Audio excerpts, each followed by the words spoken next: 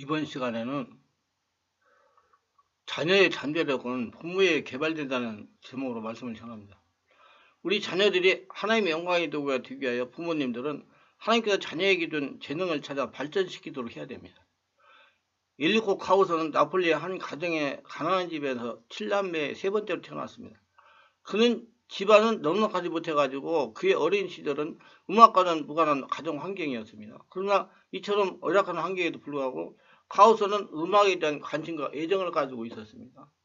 그의 어머니는 가난한 집안 형편에도 불구하고 카우서에게 격려를 주고 배울 수 있는 자신감을 넣어줬습니다. 그는 공장에서 일을 하며 돈을 벌어 레슨을 신청했습니다. 그러나 그의 노래를 들은 선생님은 그에게 성악가로서의 자네는 자질이 없네. 그의 목소리는 마치 뒷문에서 나는 바람소리 같다. 문풍지 소리 같다. 자네는 전혀 성악가로서 자질이 없으니까 그 길로 가지 말라고 했습니다. 카우스가 낙심천만해가지고 집에 돌아오니까 어머니가 단호하게 이렇게 말했습니다. 너는 세상에서 가장 아름다운 목소리를 가지고 있다. 그러니 너는 틀림없이 위대한 성악가가 될 것이야. 엄마는 널 믿는다. 누가 뭐라고 해도 너는 위대한 성악가가 된다. 카우스는 어머니 말에 용기를 얻어 혼자 열심히 노래 연습을 했습니다. 나폴리 대성당의 소년 성가대원으로 노래를 하다가 그곳에서 그의 천부적인 선악 소질이 발견되어 오페라까지 설 수 있게 되었고 그는 세계적인 오페라 가수가 된 것입니다. 어머니 덕분입니다. 어머니가 격려해 주심으로 그의 하나님이 주신 달란트를 개발할 수가 있었던 것입니다. 그러므로 우리는 격려해 주는 아버지, 어머니, 형제들이 있다는 것이 굉장히 하나님께 감사해야 되는 것입니다. 미국에 발명한 에디슨도 무려 1093개의 특허를 가진 천재인데 그의 학력은 초등학교 1학년밖에 못 다녔습니다. 호기심이 많은 에디슨 학교에 들어가서 여러 가지 실험을 하다가 말썽을 일으키고 엉뚱한 질문해가지고 선생님을 당혹하게 만들었으며 선생님이 하나 더하기 하나는 둘이라고 하니까 손을 들고 선생님 아닙니다. 하나 더하기는 하나는 하나가 될 수 있습니다. 어떻게 될 수가 있느냐. 고양이 뿔어서 쥐는 한 마리밖에 안 됩니다. 예수님도 말도 맞거든요. 자꾸 그런 질문하니까 선생님이 이놈은 바보다 교육을 못 시키겠다고 어머니를 불러서 내보냈습니다. 그 어머니 이렇게 말해요. 선생님 우리 아이 장점보다 단점을 먼저 보셨군요. 우리 아이는 바보가 아니고 천재적인 소질을 가진 아이입니다. 그래서 어머니가 그를 지지하고 격려하고 가르쳐서 1년에 6학년을 마치게 하고 그의 소질 있는 과학책을 어머니가 계속 읽도록 해줘서 발명가의 길로 인도했습니다. 어디선이 발명 일을 들고 어머니에 갔을 때 그 어머니는 이렇게 말했습니다. 나는 내가 남다른 애라는 걸 잘 안다. 정말 잘 커져서 고맙구나. 에디슨은 그 어머니가 단점보다 장점을 보고 격려해 준 것입니다. 어머니의 이러한 격려로 그는 세계에서 가장 많은 것들을 발명왕이 될 수가 있었던 것입니다.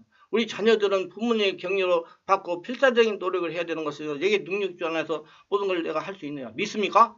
비록 4장 13절 말씀이에요. 저는 이걸 믿습니다. 하나님이 우리에게 재간을 주셨으면 그를 이룰 수 있도록 능력을 주셨기 때문에 필사적으로 노력해야 되는 겁니다. 노력하고 애쓰지 않고 일을 이루는 사람은 없습니다. 가만히 앉아 되지 않아요. 뼈가 없어지도록 노력을 해야 돼요. 자녀는 부모가 하는 대로 따라갑니다. 부모가 교회에 예수를 믿고 교회 다니면 교회 다니고 절에 나가면 절에 다닙니다. 부모가 천변에 나가서 운동을 하면 자녀도 언제가 천변에 나가서 운동을 합니다. 뿐만 아니라 부모가 조상 산소에 가면 자녀는 조상 산소에 가지만 안 가면 자녀는 조상이 모시는 산소를 외면합니다. 사람들은 이 아이들이 왜 되먹지 않은 행동을 하면 아이의 잘못이 아니라 부모 잘못이 크다고 말합니다. 자녀가 잘못하면 부모가 욕을 얻어먹습니다. 또 부모가 잘못하면 그에 비해 그 자식이자 아들까지 평가절하하고 찾아와서 욕을 했어요. 이와 같이 부모와 자식은 뗄 수 없는 관계입니다. 내게 견딜 수 없는 고난이 오면 내가 잘못해서 오기도 하지만 조상 때부터 오기도 한다고 합니다.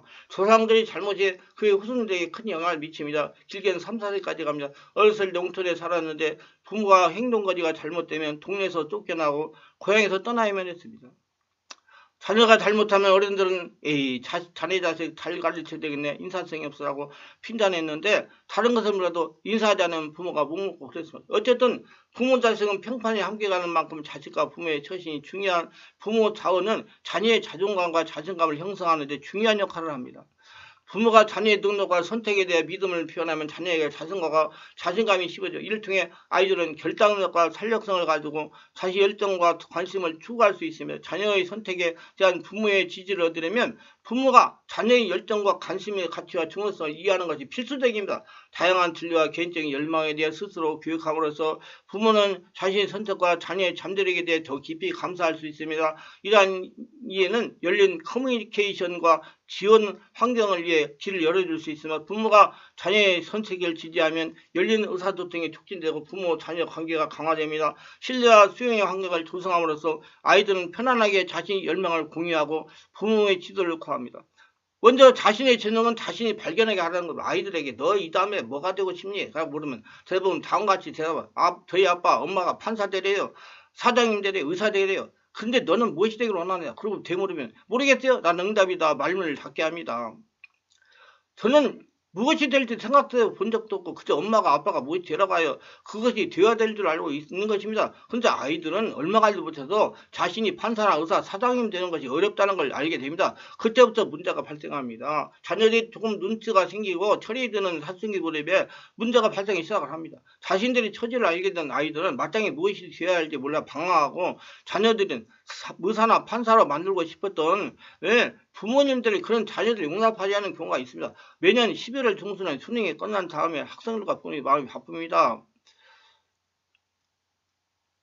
발표가 되지 않은 경우도 있겠지만 공부를 어느 정도 했던 아이들은 자신이 점수를 대략 알 것이고 부모님들은 자녀를 어느 대학에 보내야 할지 어느 정도 정보들을 활용해서 탐색 작전에 들어갈 거예요. 그게 참 희한한 일입니다. 내 인생의 상당 부분을 결정할 대학을 지원하는데 왜 그렇게 눈치가 필요한 것일까요? 내가 좋아하는 분야나 내 적성에 맞는 분야를 선택했다면 소신껏 지원이 될 텐데 이것이 큰 문제입니다. 수능이 끝날 때까지 자신이 적성 맞는 분야를 결정하지 못했다는 겁니다.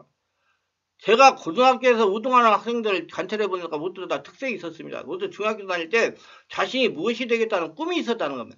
꿈을 품고 꿈을 이루고 노력하지 모두 우등생이 됐다는 겁니다. 저의 자녀들 모두 수능 보기 전에 자신 적성 분야를 결정하고 자기가 지우겠습니다. 저는 굉장히 중요하게 생각해요. 자녀에게 자신의 적성에 맞는 분야를 결정할 대학을 가도 해야 됩니다. 저의 개인적인 견해는 적성에 맞는 분야에 대학을 가지 못하면 삼수를 해서라도 본인이 하고 싶은 적성에 맞는 분야에 대학을 가도록 해줘야 된다는, 왜냐하면 자녀의 인생에 실패와 관련 문제이기 때문이다. 자기가 하고 싶지 않은 분야에 대학을 가면 첫 단추부터 잘못되어 자기 인생은 꼬이기 시작한다는 거다. 그렇기 때문에 자녀들이 초등학교, 중학교, 고등학교를 다니면서 자신이 적성에 맞고 하고 싶은 분야를 결정하는 겁니다. 저는 자녀가 초등학교, 중학교, 고등학교를 다니면서 자신이 적성에 맞고 하고 싶은 분야를 성령 인도라고 생각합니다. 그렇기 때문에 그 분야의 전문성을 개발해가지고 그 분야를 발전시키는 데 하는 게 쓰임을 받는 겁니다. 우리나라 학생들이 졸업 후 관련 학과에 취업하는 비율이 40에서 50%라고 합니다. 대부분 대학에 취업률이 7, 80대에 머무는 점을 감안하면 전공으로 공부했던 분야에서 일하는 졸업생이 절반이 넘는다고 밑돈다고 봐야 될 것입니다. 물론 직장을 잡기가 만만치 않아가지고 대학생들이 전공보다 일자리를 우선으로 찾는 경우도 있을 것입니다. 하지만 대부분의 자신이 좋아하거나 잘할 수 있는 학과를 전공으로 선택하지 않았기 때문에 이와 같은 현상이 생겨났다고 볼 수가 있습니다. 대학 4년을 공부해놓고도 이걸 활력을 업으로 삼지 않고 엉뚱한 일을 하고 있으면 얼마나 현실이 고달프고 힘들겠어요. 얼마나 또 큰 낭비고 모순입니까? 본인이 얼마나 인생이 고달프겠습니까? 일은 즐기면서 해야 돼요. 관련학과 취업률은 지금 만족도와 연관이 되면 내가 원하지 않은 일을 하는데 그 일이 어찌 만족할 수 있겠습니까? 현재 하고 싶은 일에 대해 만족도가 가장 낮은 직업은 의사 모델이라고 합니다. 근데 의사는 70% 부모가 원하거나 강요해서 의대에 갔다고 합니다. 우리나라 의사들이 하루에 만나는 환자 수는 평균 100명이라고 합니다. 건강한 사람도 아니고 온종일 아픈 사람들을 만나야 하니 그 스트레스가 얼마나 많겠습니까? 저는 우리 환자들 많이 만나요. 저는 내 관리를 철저히 하면서 환자를 만납니다. 자신이 원해서 특별한 소명을 가지고 시작했다는 걸 했더라도 힘들다고 아우성일 텐데 부모들이 강요해서 의사가 되었다면 무슨 흥겨운 것이나 기분 10명으로 일할 수 있겠습니까? 저는 군대에서 장교로 23년이라는 세월을 보냈습니다. 군인은 제가 초등학교 다닐 때 꿈꿨던 직업이었어요. 그래서 이 특수부대에서 힘든 부대 생활했어도 제가 하고 싶은 일을 하기 때문에 즐겁게 군생활을 했습니다. 절대로 군생활에 실증을 느끼지 않았습니다. 군에서 나와서 지금 목회도 마찬가지. 제가 하나님께 기도하여 응답받아 결정한 일이기 때문에 아주 흥미롭게 목표를 즐겁게 하고 있습니다. 저는 성령으로 치유사역하는 경우 하나님이 지정해 준 일이라고 생각합니다. 그렇기 때문에 성령의 역사가 일어나는 말씀을 전하고 한 사람 한 사람 안수하여 치유하는 것이 정말로 즐겁습니다. 그렇게 어렵고 힘들고 사람들 못하다 고쳐져가지고 직장 다니고 사람들 하면 얼마나 기분이 좋은지 몰라요. 힘이 드는 줄 모르고 사역을 합니다. 저는 일반적인 목회에 흥미가 없습니다. 개별적인 치유라는 것이 즐겁고 보람있는 사역을 생각합니다. 또 하나님께서 하라고 승인한 목회이기 때문에 성령께서 역사하시고 재정적으로 영적으로 힘들지 않습니다. 세력적으로도 힘들지 않습니다. 자녀들의 진로 선택 부모가 결정하지 말라는 거. 자식은 내 소유물이 아닙니다. 자신이 결정해야 돼요. 자식. 모든 것을 부모 손에 넣고 쥐락펴락 해서는 안 됩니다. 물론 아직 세상의 물정물이기 때문에 자녀에게 모든 것들을 맡겨놓기는 미덥지 않을 수도 있습니다. 하지만 부모는 조언자이거나 조력자를 남아야 됩니다. 자녀가 잘할 수 있는 일, 꼭 하고 싶은 일을 하며 기쁘게 살 수 있도록 격려하고 지켜보아야 됩니다.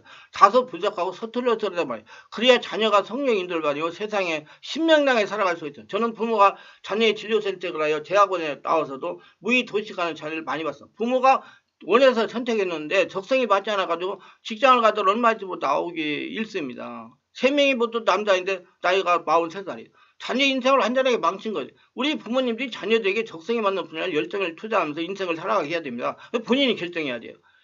부모님들 자녀의 인생을 대신 살아갈 수가 없지 않습니까? 자녀를 향한 하나님의 뜻입니다. 많은 부모님들이 이제 중학교를 다니다든지 고등학교를 다니는 학생들을 향해서 하나님의 뜻을 알아보려고 합니다. 그것도 자신이 직접 기도해서 알아내는 것이 아니라 그 안에 애의 달려서 잠드는 걸 보고 알아내는 것이 아니라 저에게 와서 물어본다는 겁니다. 이때 저는 이렇게 대답을 합니다. 아이들이 할 일은 하나님의 뜻을 구하는 것입니다. 현실에서 하나님의 예배 잘 드리며 성령 충만하게 지는 겁니다. 자기의 주어진 공부 열심히 하는 겁니다. 그리고 부모님 말씀에 순종하는 겁니다.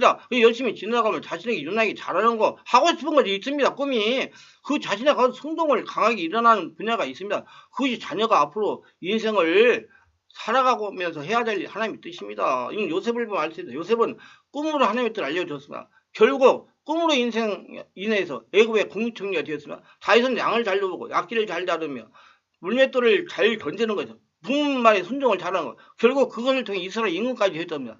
그렇기 때문에 아이들이 어려서부터 하나님의 뜻을 알려고 하는 건 무리입니다. 그렇다고 공부를 못해도 좋은 대학 못 가니 너는 목회자가 되기 위해서 신학교 가라. 이건 절대로 안 될 일입니다. 반드시 하나님의 뜻에 합해야 되고 본인 또한 사명을 받아야 됩니다.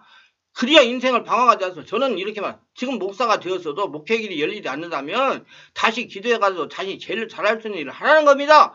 그 일을 하면서 하나님께 영광을 돌리면 됩니다. 벌을 주거나 조자하지 않습니다. 하나님이 무슨 목회하라고 목회 안 했다고 벌 주는 하나님이 아닙니다. 말씀이 유익하다면 구독, 좋아요를 부탁합니다. 감사합니다.